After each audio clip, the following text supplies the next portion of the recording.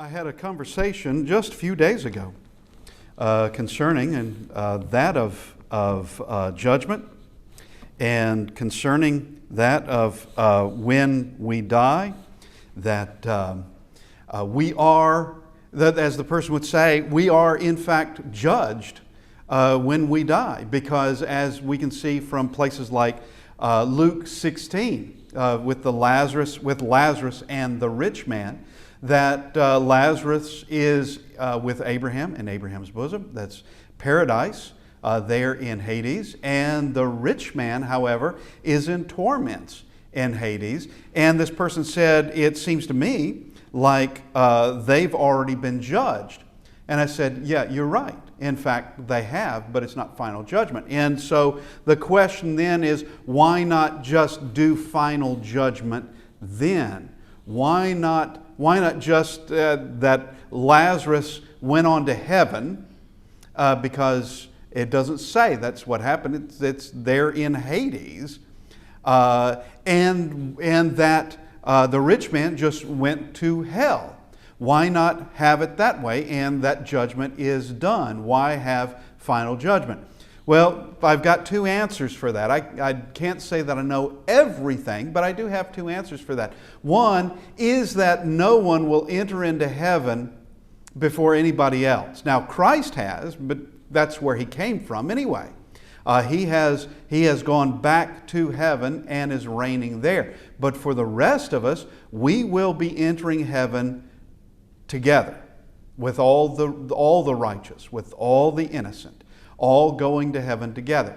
Same thing concerning hell, that no one is cast into hell prior to the others. Satan is not there, not yet. He is destined to go there.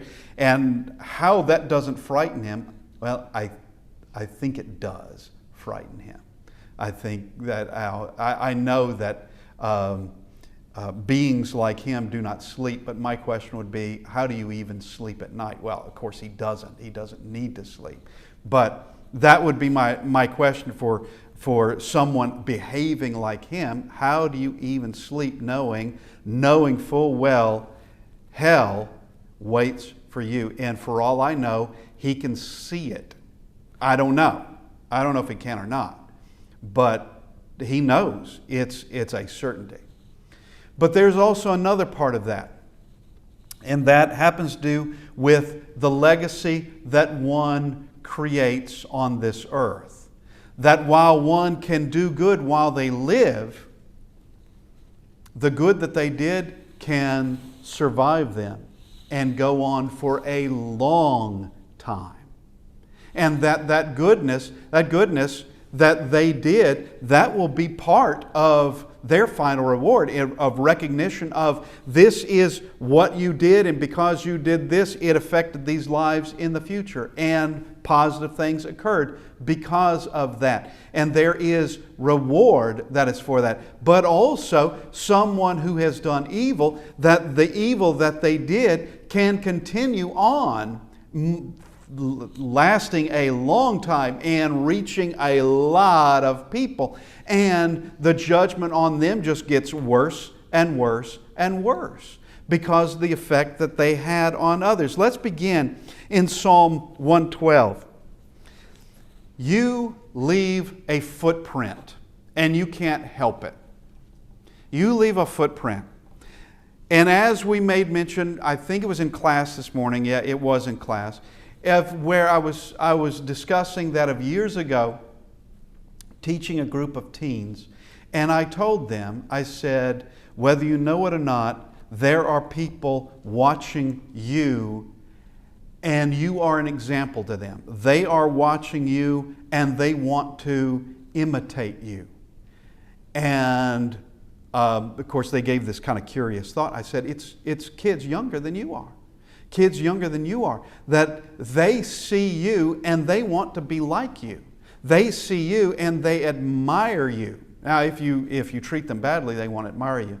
But you can still affect them in numerous ways by doing that. But you, no matter who you are, you're going to leave a footprint, and someone is watching you. And no one goes through this life without affecting someone else. No one does. It would be extraordinary circumstances where it would be the case where someone did not influence others or affect them one way or another. And we have to ask the question, is this footprint that we're leaving, is it that for good? For that of a good example? Is it something that people would definitely say it's nothing but selfishness? Or is it just a wreck? What are we leaving behind? What is the legacy we leave behind? Let's go to Psalm 112. And we begin in verse 1, praise the Lord. So it starts with those three words. Praise Jehovah. Matter of fact, blessed is the man who fears the Lord, who delights greatly in His commandments. His descendants will be mighty on earth. The generation of the upright will be blessed. Wealth and riches will be in his house, and his righteousness endures forever. Unto the upright there arises light in the darkness. He is gracious and full of compassion and righteousness. A good man deals graciously and lends. He will guide his affairs with discretion. Surely he will never be shaken. The righteous will be in everlasting remembrance. And then it continues on. Now, here is this idea of righteousness enduring forever. That righteousness will be remembered forever. And that righteousness, that in fact, that everlasting remembrance in verse 6, and with that of an everlasting remembrance in this, is that God does remember it. And He not only knows of the things you did firsthand, but also of the influence that you left behind. And it's the whole analogy of the pebble that goes into the pond and it ripples outward, leaving an effect on the surface of the water. And of course, actually affecting what's under the water as well, because you've got a pebble that goes into the water. But you have the ripple effect that begins to spread. And I remember as a kid going to a particular pond not far from the house and just throwing, a very calm day, throwing a rock into it and just watching to see how far those ripples went. And they just spread to, now it wasn't a huge lake by no means. It was a pond, but watching all the ripples go to the edge and hit the edge, all the edges of the pond. Seeing that. And that's the way our lives are, of affecting people you will never know personally. And that can go with people you're living with right now. You don't really know them, but they are affected by something you've done, maybe by way of another person, but you're the one that did it for that other person. But beyond this life, things that will occur. Now, let's look now at Proverbs. We go to Proverbs chapter 13. Proverbs 13 and verse 22. A good man leaves an inheritance for his children's children, but the wealth of the sinner is stored up for the righteous. Now, while one may think of this as being wealth only, it's not. That, and as we will see, that someone may be very impoverished, but still leave things and this inheritance for his children's children. And all of his material wealth may vanish, all his material wealth may be stolen. There may be absolutely nothing by way of goods, by way of wealth, that goes from one generation to the next generation. But something much more powerful than that can go and does go. And that is the teaching by way of words, but far more powerful than that are by way of action. And that a child can learn compassion early in life, and they have to learn that early in life. And they learn that from a parent. And that compassion then goes on to the next generation and beyond. Learning that of faithfulness, and by way of word, but also by way of action. And it goes to the next generation, and from that generation on to the next. And here is this effect that is taking place, this inheritance, to the children's children. Now, we'll see this in action. Let's go now to 1 Kings. Let's go to 1 Kings in chapter 15, and we'll begin in verse 9. Now, this is what we're about to read happened a long time, many years after David has been dead. This is many years. We've already had the reign of Solomon come and go. And of course, Solomon's reign was 40 years. But we're now coming to verse 9. And this would be in the 20th year of Jeroboam, king of Israel. So actually, we can calculate this pretty quick. We can calculate that this would be about 60 years past the death of David. 60 years past the death of David. All right. In the 20th year of Jeroboam, king of Israel, Asa became king over Judah. So Asa is a descendant of David. And he reigned 41 years in Jerusalem. His grandmother's name was Maacah, the granddaughter of Abishalom. Asa did what was right in the eyes of the Lord, as did his father David. Now, every king is going to be judged in one of two ways. And this is regardless of whether they were a king in Israel, the northern kingdom, or the kingdom, or the king in Judah, the southern kingdom, after the kingdom is split soon after Solomon died. Okay. Now, one is whether they did anything like David. How did they compare with David? And some get close, and that's an admirable thing. And some, like he did what was right in the eyes of the Lord, as did his father David. Verse 12, and he banished the perverted persons from the land and removed all the idols that his fathers had made. Now he's following directly in the influence of David. That's what he's doing. Even while you have fathers who have gone in a certain direction, Asa does not. He's returning back to the ways of David and is judged as such. And he banished the perverted persons. What does that mean? You know, there were sexual crimes under the Old Testament law, under the law of Moses. Moses didn't make those laws up. God did. There are certain sexual crimes that were punishable by death. They were capital offenses. And it was to stop. It's to stop it. That this is to go no further. Because someone who's going to be corrupted to this degree is going to have a hard time remaining. He's going to be corrupted in all kinds of things. I would just say that. Is going to be corrupted and compromised in numerous ways. That is the nature of things. That is the nature of things. And he banished the perverted persons of you either leave or face the consequences. That's what he did. And he is shown to be like his father David, and it is preferred. This is the preferred behavior. This is what he was supposed to be doing. Now, we go to go to verse 33.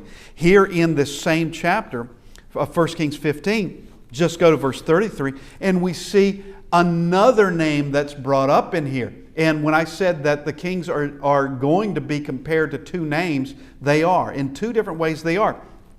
In the 3rd year of Asa, king of Judah, Baasha, so we're in verse 33, Baasha, the son of Ahijah, became king over all Israel in Tirzah and reigned 24 years. He did evil in the sight of the Lord and walked in the way of Jeroboam and in his sin by which he made Israel sin. Now, we see that you can be compared to David, who did right, and he leaves a good legacy. Whether it's followed or not, it doesn't matter. He left a good legacy. With Jeroboam, he left a corrupted legacy. That to behave like this is to behave exactly like Jeroboam. And there's something else. Let's just go to 2 Kings 17:22. 2 Kings 17:22. Now, we just read something there, but I want us to get another example of it. 2 Kings 17:22. For the children of Israel, that's the northern kingdom, in all the sins of Jeroboam which he did, they did not depart from them. Now, we saw just there in 1 Kings chapter 15, it did talk about Israel causing Israel to sin. And now we see where Israel sins according to the sin of Jeroboam, and they're not departing from it. Of where this man had such an influence that it left a legacy on an entire nation. Now, how is that even possible?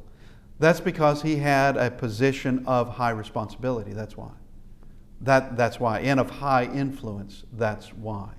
That not everyone can have this kind of an effect. Not everyone can. You can have people that they're just wicked people, and yeah, they have an influence, but they won't have that kind of influence over an entire nation and for many, many years to come.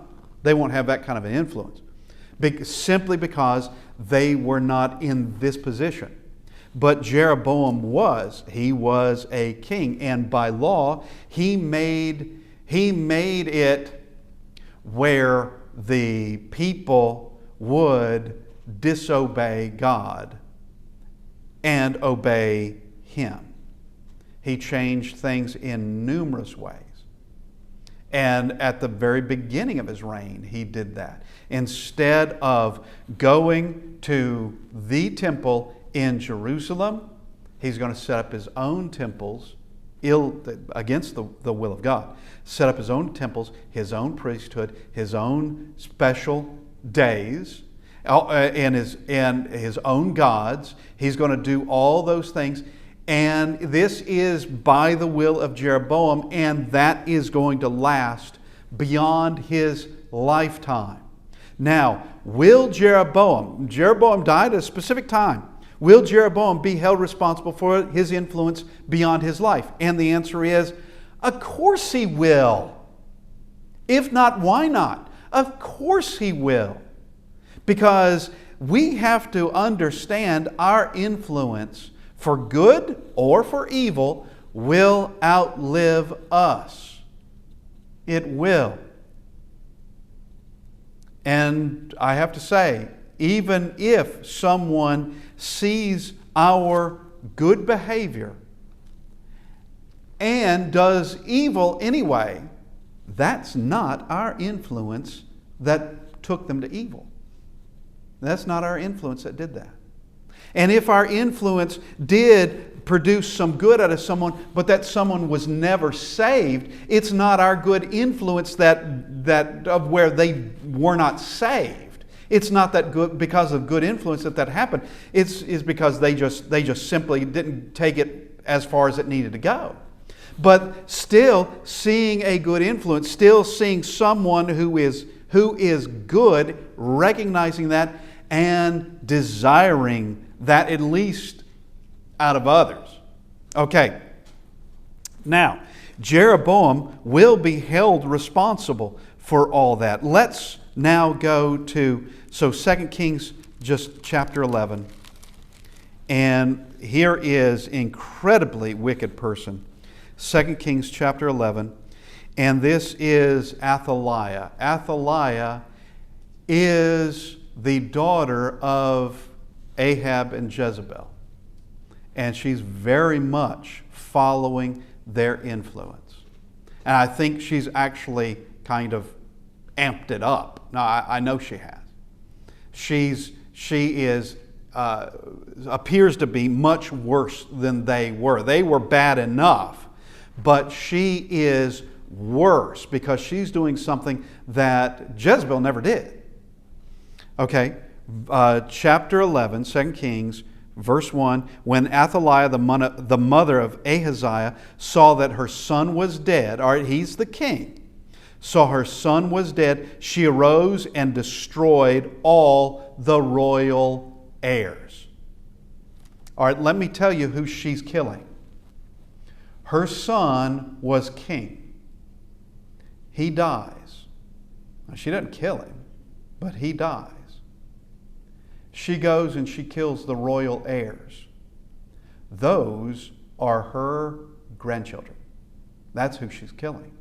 She is killing her grandchildren. But Jehosheba, that's verse 2, the daughter of King Joram, sister of Ahaziah, took Joash, the son of Ahaziah, and stole him away from among the king's sons who were being murdered. And they hid him and his nurse in the bedroom from Athaliah so that he was not killed. So he was hidden with her in the house of the Lord. So he's hidden with his nurse in the house of the Lord for 6 years while Athaliah reigned over the land. So she usurps the authority. While it should go to a grandson, she kills them to reign. And he is hidden. Ahaziah is hidden cleverly where she'll never go.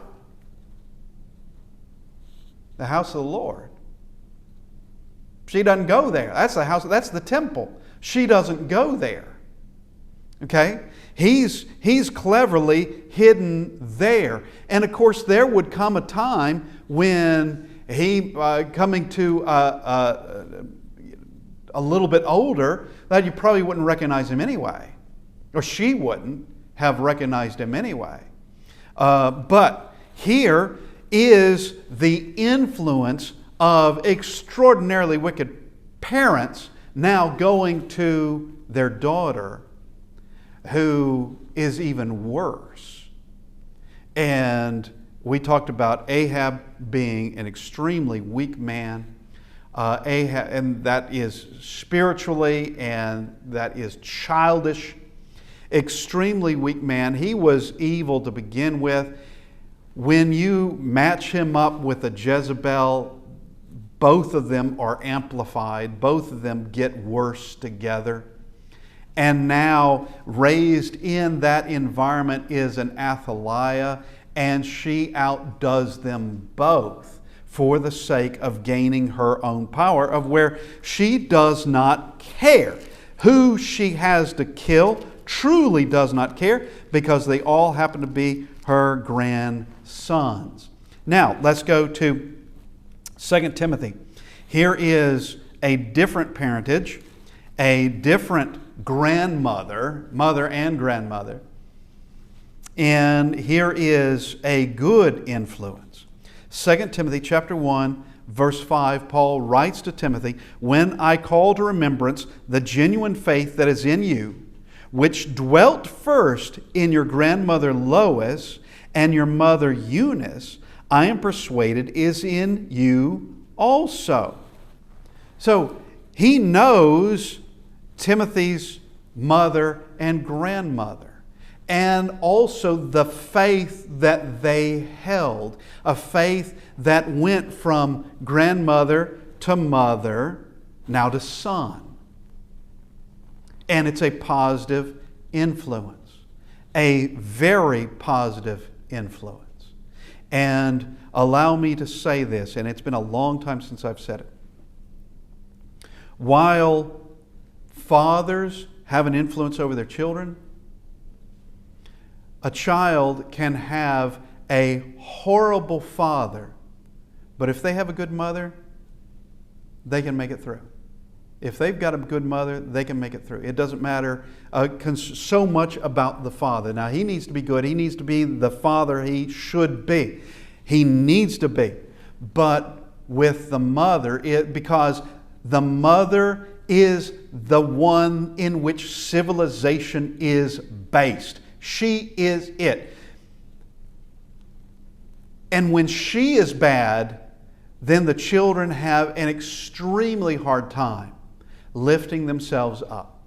It's harder. They can, but it's considerably harder with that kind of upbringing. Considerably harder to do that. Now, it is not impossible by no means, but she has a greater impact on her children than does the father. And that's, once again, that is the way of nature. That's the way it is. And she is the domesticator. She is the one that they are more likely to imitate, because she is the one showing them by a greater degree. She is the mother. She is the one who is, once again, the one who's the domesticator of this is the way civilized people behave. And this is the way the home is going to be. Now, we go to, let's just look at Hebrews chapter 12. Hebrews chapter 12. And we'll look at these words in verse 1. Therefore, we also, since we are surrounded by so great a cloud of witnesses, let us lay aside every weight and the sin which so easily ensnares us, and let us run with endurance the race that is set before us. Now, the cloud of witnesses, that's when he says it's a great cloud of witnesses, it is true. And he means something far greater than what I am going to be saying. But we have witnesses who watch us, and they're kind of like on the sidelines of our life.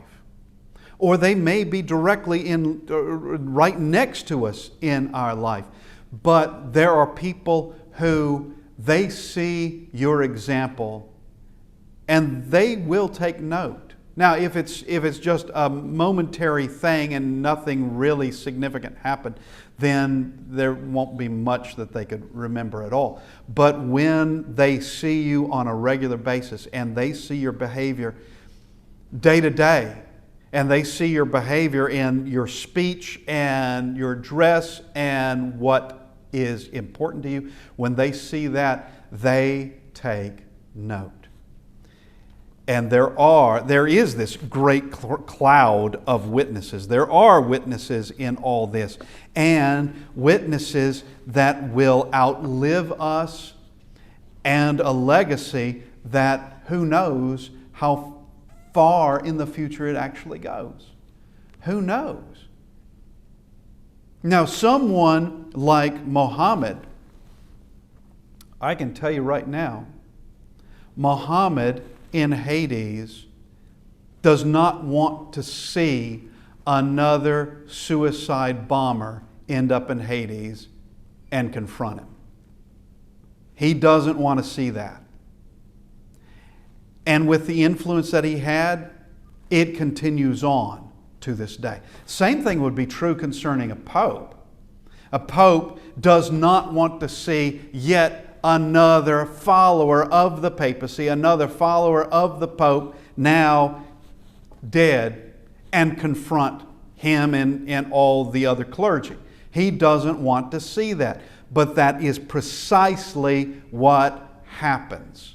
That's precisely what happens, even though I'm not there. I can know just from seeing the things of Luke chapter 16 that there's full communication, full knowledge of other people. That you think they won't be confronted? Yeah, they will. Yeah, they will.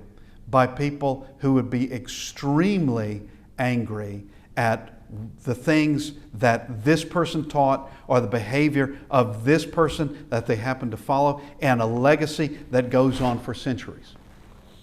Now, can we have a legacy that goes on for centuries? Sure, why not? Of course we can. Of course we can. And a legacy that can be much larger than we can possibly imagine. But while each of us fall short of the glory of God, we can change all that. And while someone can make an absolute wreck of their life and those around them just fall into that wreckage, all that can be changed now. All that can be changed and be forgiven of it. Be forgiven of that and all that wiped clean.